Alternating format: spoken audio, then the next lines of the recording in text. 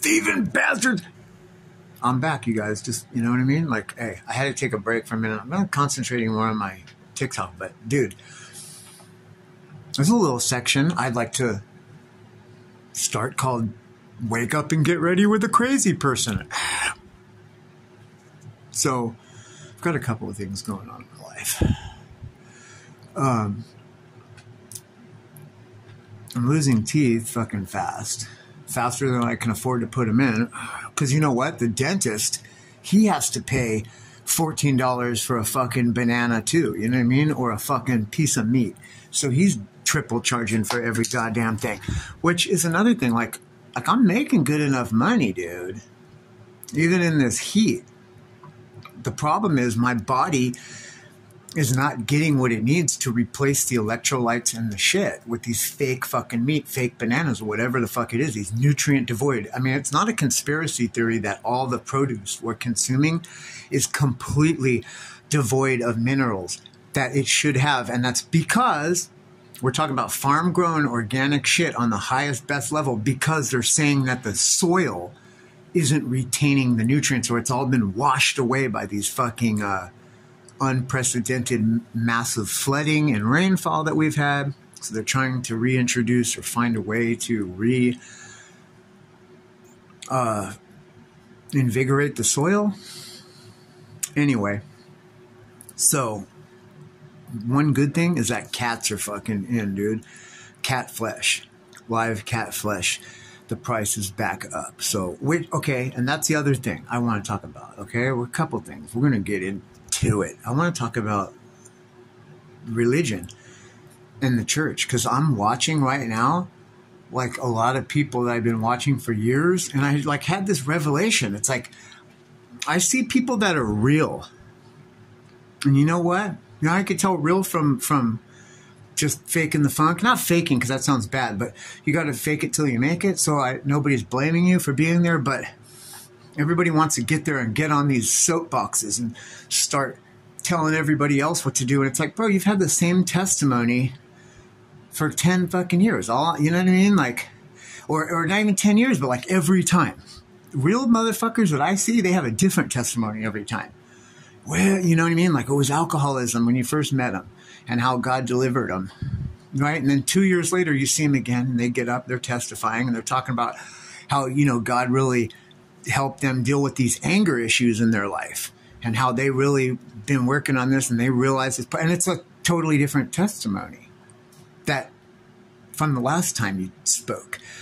But the common theme, even though it's a different subject matter, the common theme is growth, right? When people get up and 3 years ago, you were talking about how God delivered you from pornography and alcoholism and right now, 6 years later, you're still saying the same one. That's showing zero growth, dude. That's showing zero growth. It should be a totally different one. Now, I hear other people say, well, you don't want God to give you a testimony. You don't want God to give you a testimony. That means you did something bad. No, that means you. That's your perception. That's your experience. Everybody has different experiences. I see people, the same person that said that, I see the pastor of their church or co-pastor get up and testify, and it's real. And it's not about a fucked up experience that they had because they weren't obedient. It's not, you know, beating the same drum, talking about how God delivered him something that you was talking about 7 years ago, and now 7 years later, he's still the same thing, right? But the other person that's actually anointed and actually living it out, dude, he's got a totally different one. Like God's taking him even further, even higher. Like, you on the same pornography, bro, that you was 7 years ago? Like, that don't make sense. Right? But that's what we do, right? And the church is full of people like that. They just don't understand the assignment.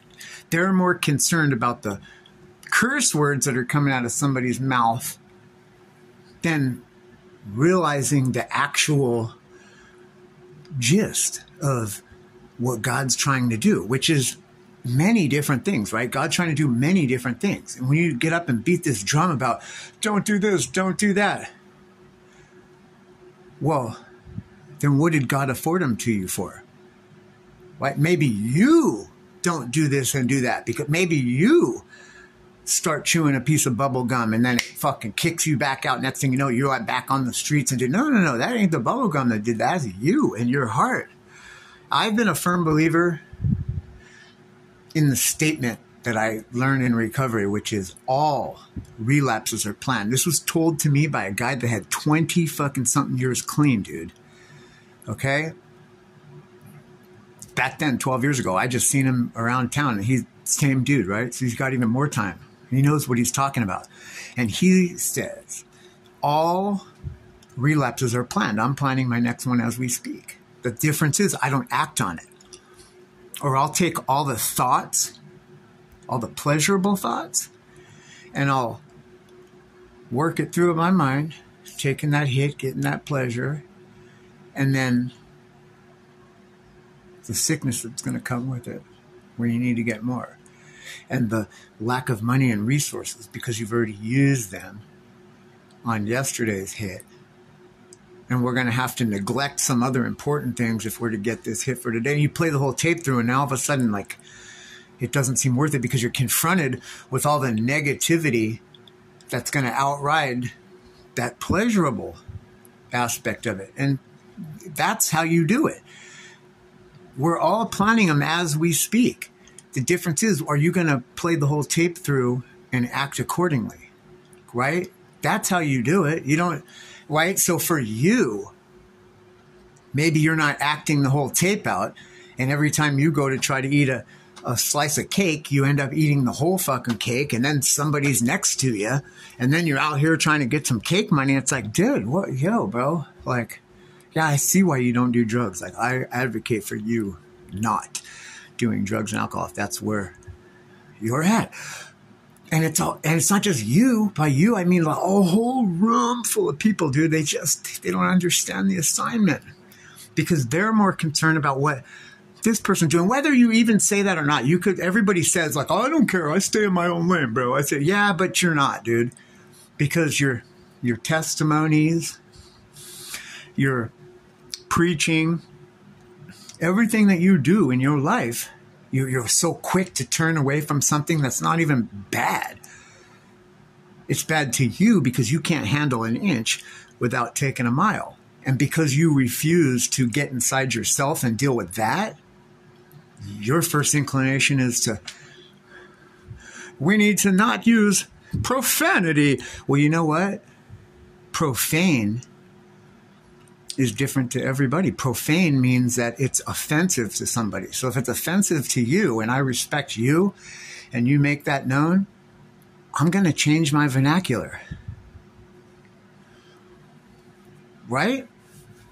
And if you're somebody that comes up to me and says, hey, excuse me, Brother Joe, I don't like when you're using those words. Well, guess what? Then you can go find your conversation somewhere else. We can go click on another video, right? You know what I'm saying? Like, don't worry about me, bro. Don't worry about me, because here's what God told me, dude. God told me that the law, the purpose of the law is to protect life. Now, sometimes can the law be perverted to fit people's agenda? And of course, absolutely. That's why we're expected, especially as Christians, to look at the broad picture and think about it like how Jesus would think about it. Right? Because it was the law to own black people at one time. It was the law to put Jew in ovens, right? But you look at it and you decide morally, is this something that Christ would have done or a way Christ would have acted? That's right. It's not, dude.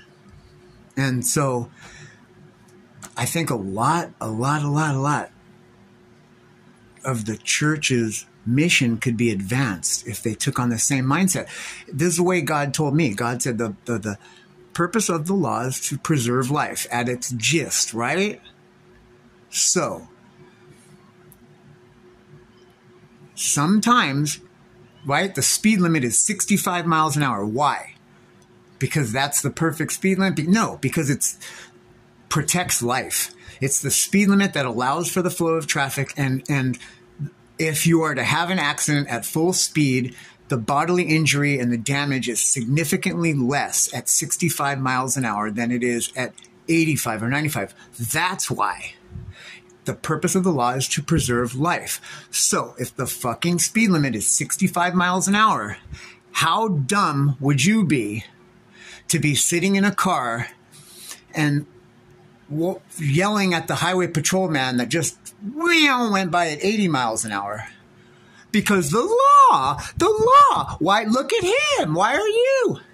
And every time you come into God's presence, you use that time to ear beat people about the law. But the law is to preserve life. And because that highway patrol officer was separated, he was picked out and separated from the rest of the crowd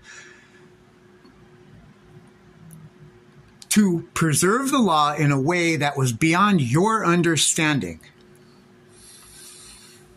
But in the preservation of the law, that gray area became evident, dude. And that person is able to, quote unquote, break the law in the pursuit of preserving the law, the bigger picture, right? Traffic permitting, of course. But he might be catching up with somebody that they just caught on their cell phone. They could have had an Amber Alert. Like, there's a lot of things, dude. Even if it's him getting home to pick his kids up from tap class on time, his job all day, and the reason he was taken away from that is because he was preserving the law. So it's not in anybody's place to ever say, well, hey, look, the rules are bent for him because God's ways are not our ways. You need to just do what is set before you. Maybe God didn't set your hands on that plow because you're not able to handle a piece of bubble gum without turning back to the streets, dude. Or you can't handle watching an R-rated movie without just full on diving into freaking filth. You know what I mean? Double backflip with a half twist gainer, doosh, right into, you know what I mean? And guess what? Because we were all planning it, dude. We were all planning it. I'm planning mine as we speak. I do it all the time. But I realize it, dude. I never even come close. I used to come close to acting out on it, dude. Right? Sometimes I have the phone in my hand or whatever. Like, you will go further, dude. It's growth. Right? So I don't even have those thoughts anymore. But, you know, like, if I do, like, my body becomes weary or I get presented with an opportunity, I play the whole tape through. And it's not appealing. You know what my life is, dude? My life is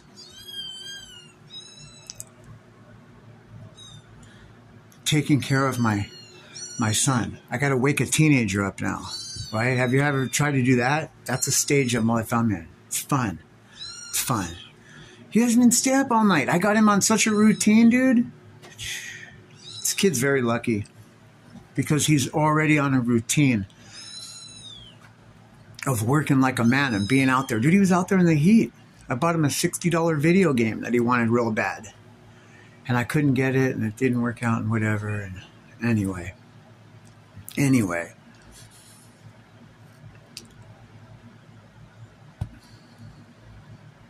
There's a lot. Dude, just having a relationship with God.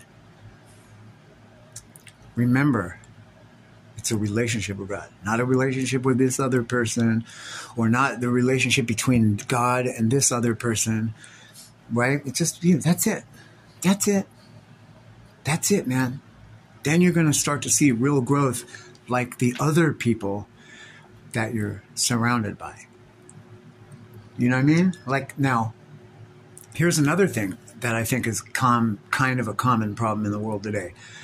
A lot of people experience extreme disgust and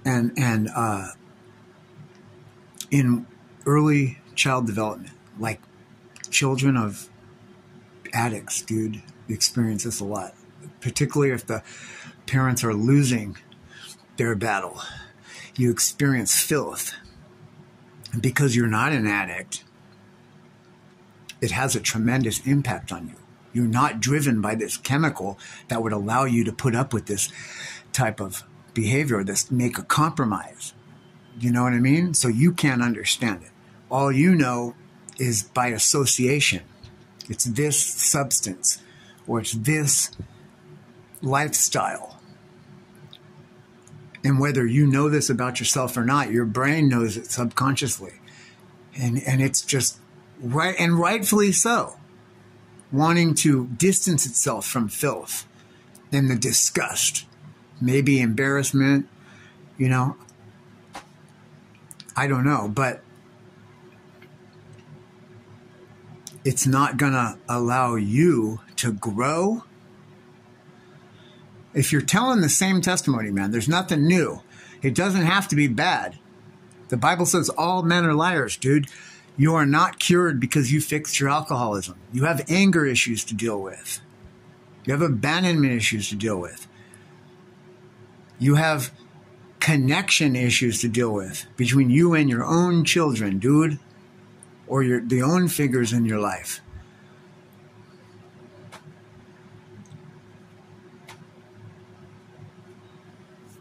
Don't worry about, you know, here's another thing too. People talk about TikTok and they say it's super evil. No, you know what it is?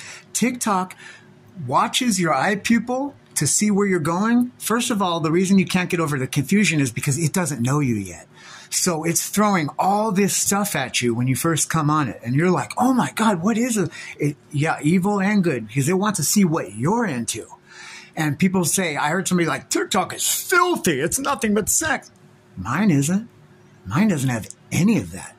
The closest thing you'll come to that on mine is like bikini runway. And that's because of the fashion blogs and stuff. If I was to pay like hyper attention, it would probably take up my whole feed. And that's it. It's like, you know what I mean? Because I'm a single healthy male. It sends single healthy females in bikinis. Through fashion, though, there's no pornography, there's no weird shit. It's a fashion runway, because I also design garments, dude, and it's watching me, right? It knows what I'm interested in, but that's it, right? And cat videos, comedy. That's it, dude. There's no filth. When I first got on, it was sending me a lot, dude, a lot of shit. And as Americans, because we have like, especially on internet culture, a lot of people have adopted these pentagrams or these really repulsive. Jordan Peterson talks about it a lot. It's typical of wounded people, or people that are trying to keep others at a distance. They'll not necessarily be a Satanist, but they'll adopt these symbols and ideology just as a way to like scare you off or front. You know what I mean? So the algorithm throws that kind of imagery to anybody from America because it's not on a religious ideology. It's just looking at imagery and psyche and where your pupils go when it sends you a cornucopia of stuff, and then it